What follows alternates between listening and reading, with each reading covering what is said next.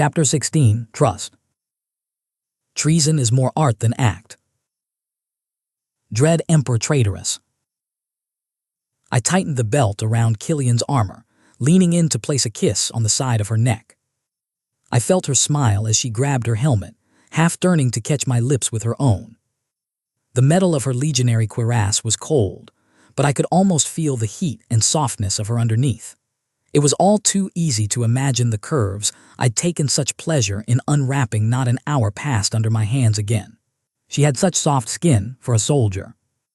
The redhead withdrew to catch her breath and leant her forehead against mine. "If you start that again, I'll be late for the briefing," she murmured. "Tempting," I admitted, "but I suppose I'll have to let you go for now. You'll be back afterwards."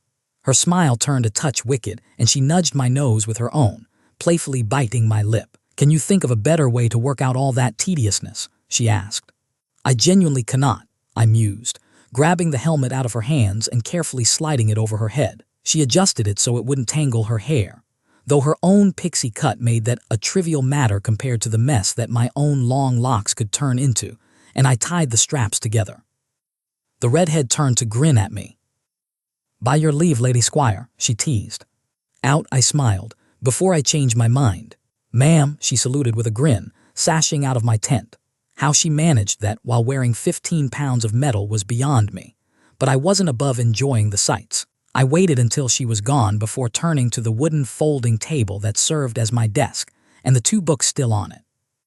4 days has passed since the evening Black had given them to me, and I still wasn't sure what his intent had been. The children's tales were, apparently, just that. There did not seem to be a hidden meaning to them. Oh, they were interesting enough on their own. They were very different from the tales I'd been raised on, but they weren't anything I couldn't have found in any bookstore in Ater. Unlike the other manuscript, my teacher had not annotated it, though it was still in his handwriting. The lessons it taught were strange. There was a formula to most Calawan fairy tales, patterns that could be found if you looked. First, the hero or heroine's character was established. Then they were presented with a problem. A catalyst ignited the struggle against that problem, and the hero's fight changed them in some way. Through victory, the resolution came, and the state of affairs for the future was established.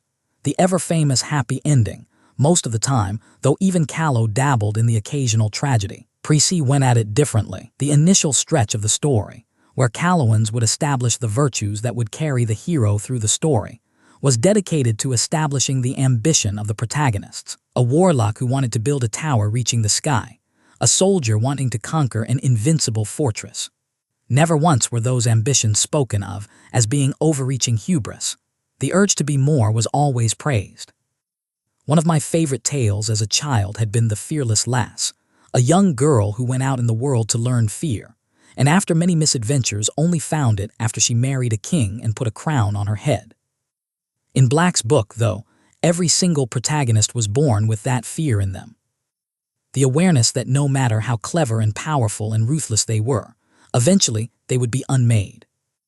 The stories all ended with defeat, either at the hands of a hero or by the betrayal of someone they loved. It was the opposite of a happy ending. There was no sense of permanence to it. Tagreb tales were particularly brutal in that regard, the most striking example being the story of The Well in the Sands. A young tribeswoman trying to dig a well in the desert so her tribe would not die of thirst. After tricking rival raiders, stealing the gold of a Saninke lord and capturing a goblin to dig for her, she finally managed it. Her whole tribe drank, and the morning after found the well had gone empty. Victory most fickle of friends, the moral went. Was that what he was trying to make me understand? That eventually, villains always lost. Is that why you chose now of all times to pick a squire? Because war is knocking at the Empire's door. Militia certainly seemed to think so. My instincts told me there was more to it than that. That he'd given me a second book only made me more certain of it. There was a story to the other manuscript too, though not written in words. The first column that stretched across the pages was, I'd found, a series of population censuses undertaken by the Tower. Not all tyrants had bothered to take those, so there were blind spots, but most of the Empire's span was covered. They were cross-referenced with the name of the emperor or empress who'd reigned at the time, and the wars they'd fought in, either civil ones or attempted invasions of their neighbors. The last column's meaning still eluded me. It measured an area in square miles that dropped sharply after the reign of an early dread empress and then remained more or less the same. No hint was given as to what exactly it was supposed to mean. Still, there was at least one pattern easy enough to notice. All the most productive periods in imperial history, when tyrants had undertaken great building projects like the road network and the great forges in foramen, had come in the wake of a lost war. The tyrant who failed was overthrown or assassinated, and their replacement put Pries in order for a few decades. So the empire was easier to govern after getting losing wars. If that was true, then the implications were worrying. Pries hadn't lost a war since my teacher became the Black Knight, about 40 years ago. But that would explain a lot. When we'd had the war council with Istrid and Sacker, Black had said that the political situation in Ader made it impossible for Militia to just recall Eris regardless of the trouble she was causing. The empire's getting harder to keep together. I closed my eyes, sighed, and killed the candle on my desk. That complicated my own plans a lot. If Pries collapsed into civil war, there was no certainty the Empress would come out on top. The Truebloods were racist aristocratic pricks, but they weren't stupid. They wouldn't pick a fight they didn't think they could win. Keeping Callow as a semi-independent vassal state under Militia's Pries was one thing, but under someone like Eris. No. I'd rather raise a flag in rebellion than allow that. But if I did, would the 15th follow me? Parts of it would, I thought. Nock Hakram likely Ratface. Killian. Juniper, though, Juniper believed in the Empire.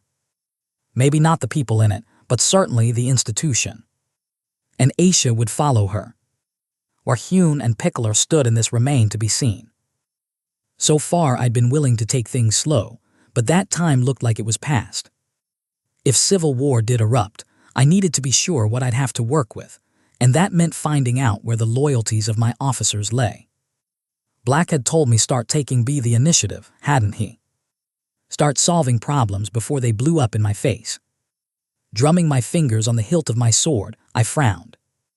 Well, there was at least one problem I could check on right now. The tent where Hunter was kept had a full line of guards on it at all times, as did the chariot we kept him in when we were on the move. At least 4 legionaries were watching him sleep at all times, with orders to slit his throat the moment it looked like he was waking up. How much good that would actually do if the hero actually returned to consciousness was arguable, but the precaution had been so basic it seemed ridiculous to me not to take it. Mazigo checked on the spells keeping him asleep every morning and every night, checking them for lapses or imperfections. Not that there were likely to be any, given that they were Warlock's work. The legionaries saluted as I arrived, stepping aside to let me in. Apprentice himself was leaning over the sleeping form of Hunter, wearing the leather apron I'd first met him in above his riding robes. He was peering at what appeared to be empty space through his spectacles. Mazigo, I prompted.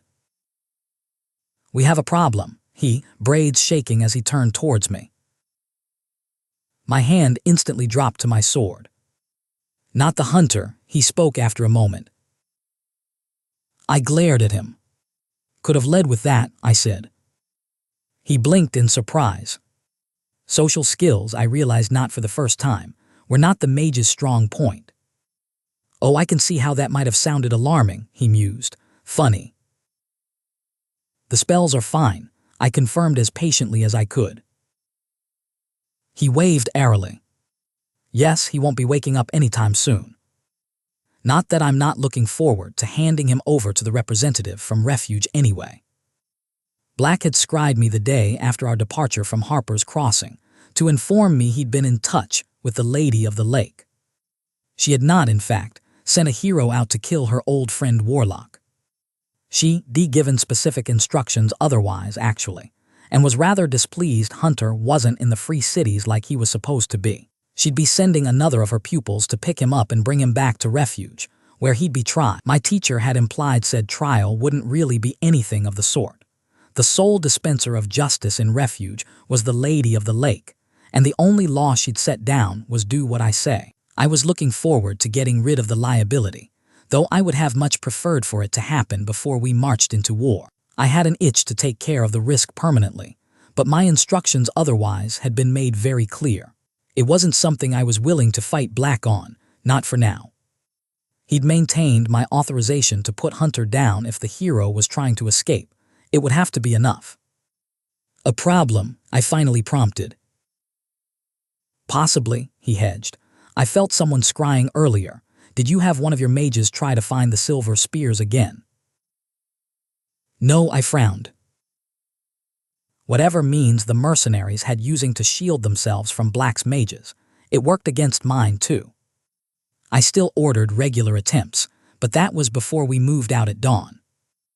Didn't think so, he shrugged.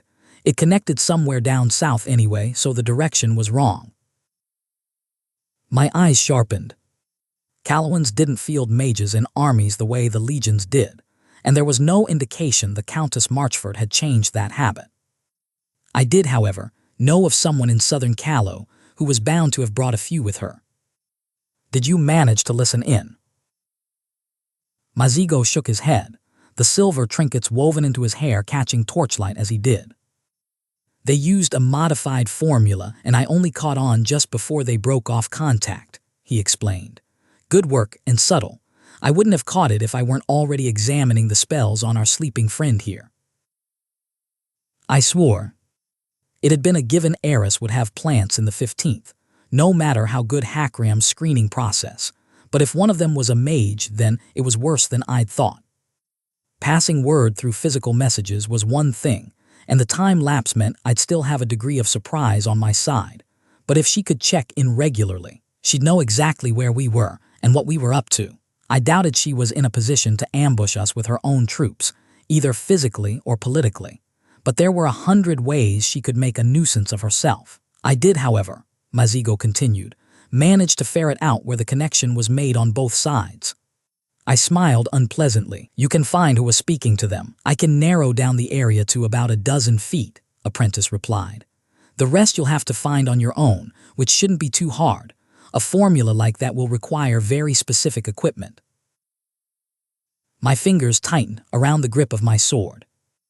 I opened the tent's flap and called one of legionaries closer. Get me Hakram, I ordered, and tell him to assemble a full line. I turned to Apprentice, who was eyeing me with a raised eyebrow over the rim of his spectacles.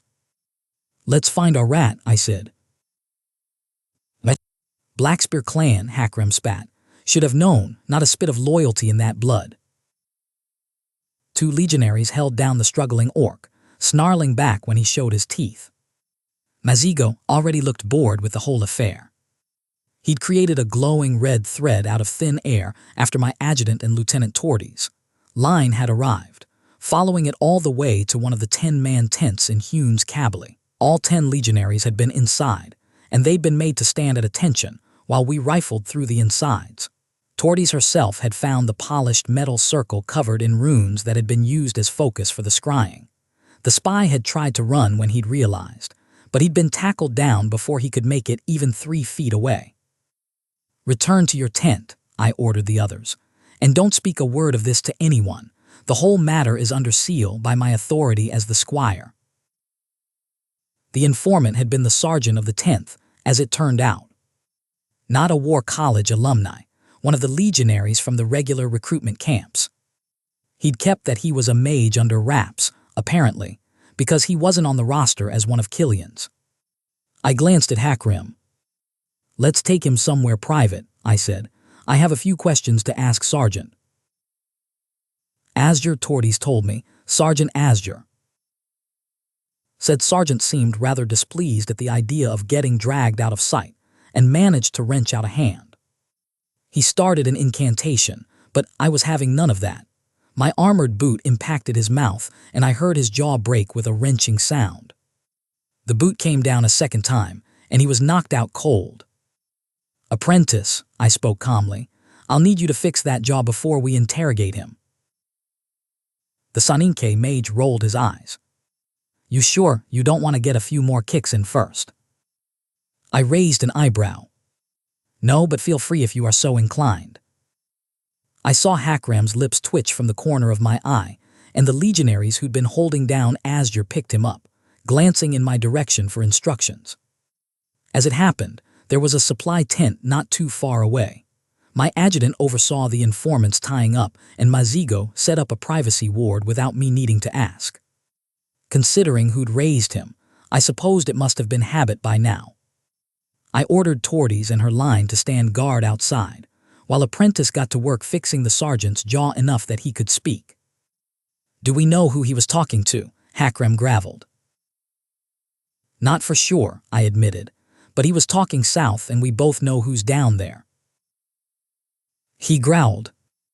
"One of these days," the tall orc bit out, "I'm going to stand on that woman's grave and smile." A common sentiment that. Apprentice stepped away from Azure and nodded when I sent a questioning look his way. He leaned back against a crate of barley bread, to my surprise. I would have thought he'd want to be done with this as quickly as possible, but it looked like curiosity had won out this once. I stepped forward and kicked the prisoner awake. The orc came back with a hiss of pain, glaring at us hatefully. "Sergeant Azure," I spoke pleasantly, "it has come to my attention that you've been engaging in unauthorized scrying rituals." "No idea what you're talking about," he spat. "I'm not even a mage."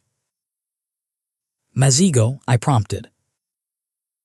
The warlock's son peered at the orc through his spectacles.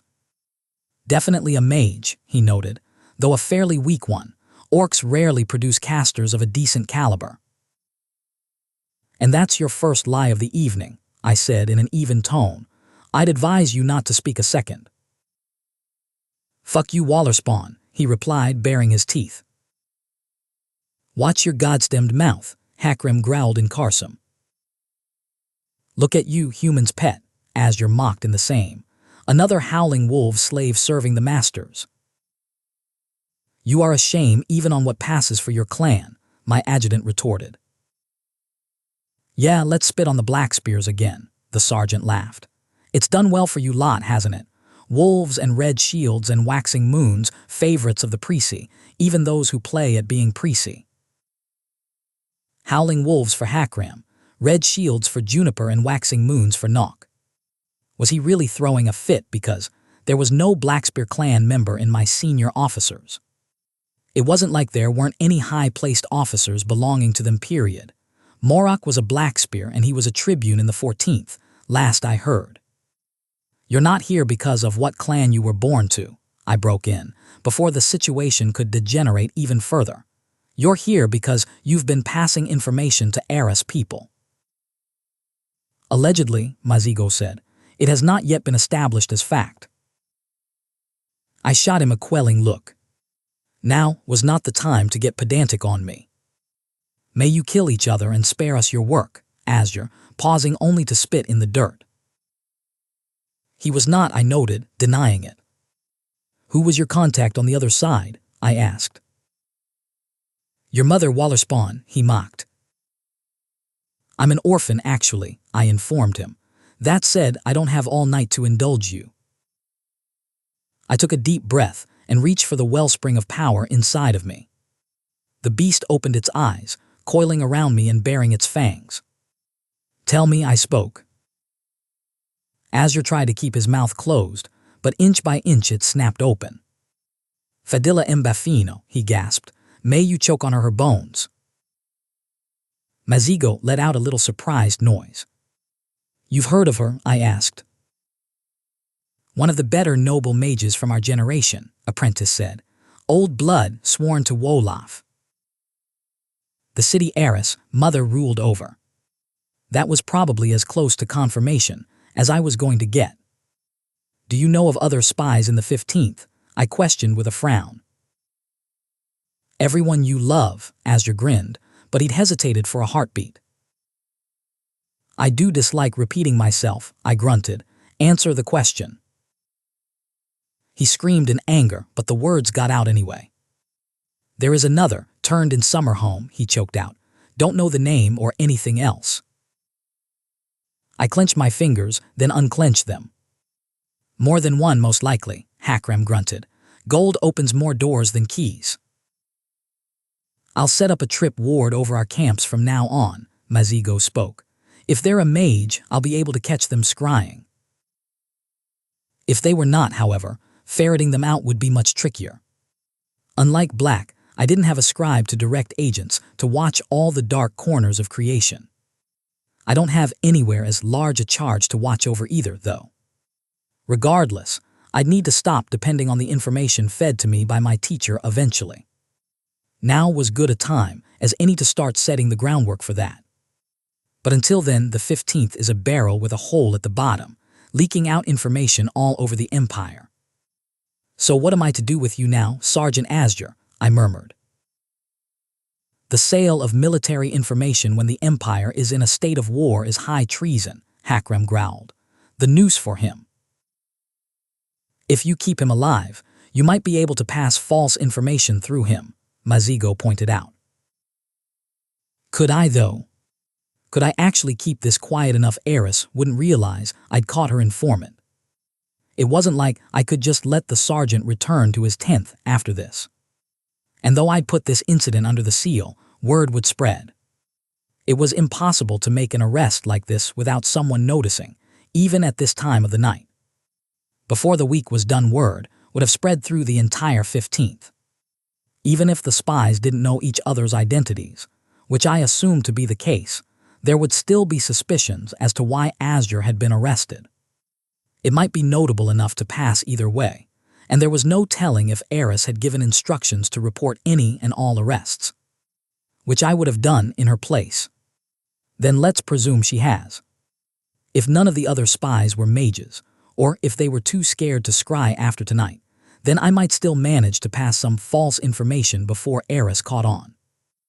The advantage that could give us is too minor to go through all the trouble of keeping a liability like him around, I finally said. I see how it is, Asger sneered. When your Callowan buddies do it, they get the soft death or your special company, but if it's a greenskin, slaves who misbehave get the noose. You're right, I admitted, and Hakram started in surprise. I've been too soft on people, and things like this will keep happening as long as I continue. So I'll start correcting that error with you. I glanced at Hakram. Have Torty's men take him. He hangs at dawn before the entire legion. I was too restless to return to my tent afterwards. I took a walk around camp, stopping to talk with the sentries, then made my way out. Juniper has chosen a place close to a hill for us to stop today, the kind of low slope that occasionally dotted the landscape of this part of Callow. It was a half-moon out tonight, and I breathed in the night breeze with a sigh of pleasure. The camp might not smell as bad as a city, but the stench of nearly 2,000 soldiers was not something to dismiss out of hand. I was amusing myself by picking out the constellations in the sky when Hakram found me. I heard him long before I saw him, even with my name vision. My adjutant was a lot of things, but stealthy was not one of them. I've had the scrying tool handed over to Apprentice, he told me without bothering with a greeting. He says he might be able to make something of it, given enough time. I hummed in acknowledgement. I've had a melody stuck in my head these last few months, I said. I just recalled a verse from it. I looked up at the night sky and recited the lyrics. The first step is hardest, they said to her. You will have to walk through fire. It will burn away what you once were, and always devour whole a liar. Never heard it before, Hakram admitted, though the melody does sound familiar. I can't remember where I heard it, I admitted. Silly thing to be bothered over, I guess.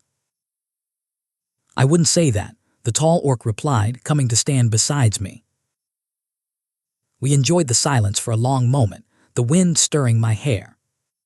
Torty's line, I spoke suddenly, they're trustworthy. As can be, he agreed. I clenched my fingers and unclenched them. I'm transferring them and her to your direct command. I have a job for you. Hunting rats, is it? He said. All of them, Hakram, I murmured. I want all of Eris, informants found. I don't know what she's planning, but I fully intend to set fire to that fucking plan and shove the ashes down her throat. Looking forward to it, the orc gravelled, tone low and fierce. I let out a tired sigh. I could feel, deep in my bones, that we were standing on the edge of a precipice.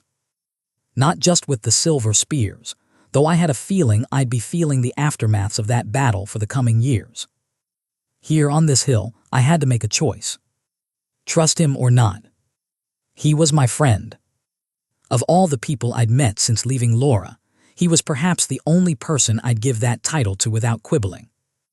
But like Juniper had pointed out, how much did I really know about him? Why did you join the Legion's Hakram? He chuckled, the sound like rocks being ground to dust. That's not the question you're really asking, he said. What you mean is, what do you want out of the Legions? I did not deny it. I felt him smile. I didn't have dreams when I was a kid. I learned to fight because that's what we do. I was clever, I suppose, so the chief picked me for college and I figured, why not? The company fights weren't interesting, but they weren't boring, and some of the classes were worth the time. Then one day I looked around and realized I was about to graduate. It scared me, Catherine, because I was going to become a soldier and there was nothing I wanted to fight for. I glanced at him and saw his eyes were hooded under the moonlight, lost in remembrance.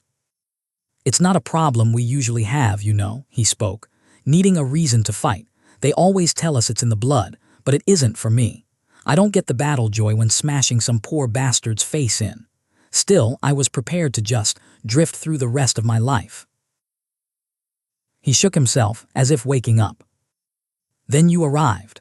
Some slip of a girl with a fake name who looked defeat in the face and decided she would win anyway. His lips stretched into a grin. You had blind spots, though, needed someone to cover them for you. I did, and it made me realize I'm good at this. He waved, encompassing everything and nothing. So I followed and I watched. It was during the melee that I realized half the Empire would rather set the table on fire than let you have a seat, and they expected to win, too. Don't they always? Sooner or later, better blood wins out. We mongrels are only ever meant to bow. His skeletal hand tightened, grinding against the hilt of his sword. The presumption makes my blood boil, he growled. It makes we want to crush them, cut through them with fire and sword down until there's nothing left but wails and a field of ashes. It doesn't really matter if you end up making the world better or worse with your plans. I just want to break the odds, to bring down the ceiling on their fucking heads. The tension went out of him as suddenly as it had appeared, and Hakram laughed, the sound delighted. And so at last I am an orc. I breathed out. There were things I could have said, promises I could have made, but all of them meaningless in the face of the brutal truth he had offered. I spoke with Black the other night, I spoke instead. He told me he's the most selfish man I'll ever meet, and I know him well enough by now to know he meant every word. I should have been repulsed by that, but I was. Underneath all the rationalizations, I think I'm just the same. There'd been a time where confessing that would have stung, but I was no longer that young. No longer so set in the ways of my childhood, when death had been a sin instead of a method. When I was younger, I looked at how Laura was falling apart and wondered why no one was doing anything, why they were just trying to squeak away a living around the mess instead of fixing it. For years, I wanted there to be a hero who came in and offered salvation, but no one came. Then I got older and started to hear the rumors about how they did come and died, having accomplished nothing. I closed my eyes. That's when I realized that nothing was ever going to change if I just waited for someone else to step up. It's not that I think I've been chosen, Hakram. I haven't. I choose. I bared my teeth at the moon in a defiant rictus. I am no longer willing to let someone else decide my fate for me, not even for my own good. I despise the idea with every fiber of my being, and if I don't trust them with my own life, why would I trust them with anyone else? Why would I entrust them with the land of my birth? The sentence had been spoken softly, but for all that it resonated clearly. Treason often did. I could dance around the words, call it a reform or a takeover of the system, but the truth is simpler. I want to rule Callow. It felt strange to finally say it out loud. All these years I'd avoided even thinking it, the concept too close to selfish ambition for comfort. For my sake, for everyone else, and so I will break anything, anybody who gets in my way, I admitted quietly, whether they be gods or kings or all the armies in creation. Hakram met my eyes and then slowly, with all the inevitability of a great tree falling, knelt. The breeze ruffled the tall grass in the fields below us, shiver and caress both. His silhouette looked unearthly in the moonlight, more fairy than orc. "Warlord," he rasped. "A promise. An oath." I clasped his arm and hoisted him up. "Adjutant," I replied, and in that same moment it became the truth. And so it ended. And so it began.